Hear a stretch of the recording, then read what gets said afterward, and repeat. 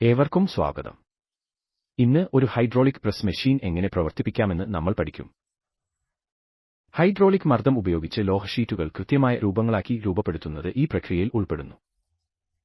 നിങ്ങൾക്ക് കാണാനാകുന്നതുപോലെ ബോക്സിൽ 3 ബട്ടണുകൾ ഘടിപ്പിച്ചിരിക്കുന്നു.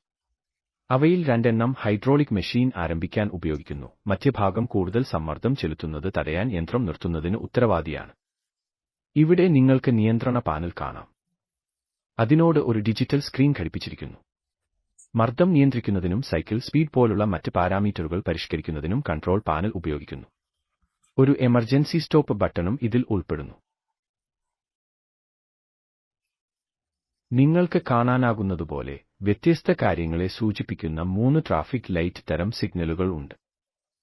ചുവപ്പ് എന്നാൽ മെഷീൻ നിലവിൽ പ്രവർത്തിക്കുന്നു, ആരെയും അതിന്റെ അടുത്തേക്ക് പോകാൻ അനുവദിക്കില്ല.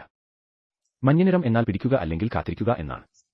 മെഷീൻ ഏതെങ്കിലും തരത്തിലുള്ള പ്രവർത്തനത്തിന് വിധേയമല്ലെന്നും അതിനടുത്ത് പോയി മെറ്റൽ ഷീറ്റ് ഇറക്കുന്നത് സുരക്ഷിതമാണെന്നും പച്ച അർത്ഥമാക്കുന്നു.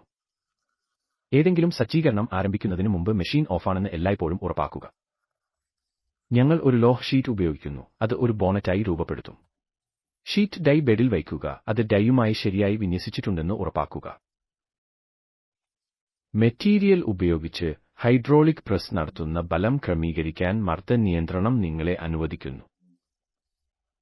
മാനുവൽ നിയന്ത്രണങ്ങൾ ഉപയോഗിച്ച് മുകളിലെ ഡൈ താഴ്ത്തുക.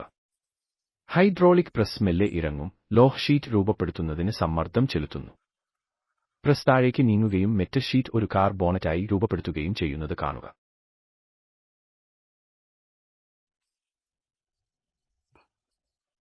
അമർത്തൽ ചക്രം പൂർത്തിയായിക്കഴിഞ്ഞാൽ അമർത്തുക യാന്ത്രികമായി പിൻവലിക്കും. മെഷീൻ ഓഫാക്കി മുകളിലെ ഡൈ ഉയർത്തുക.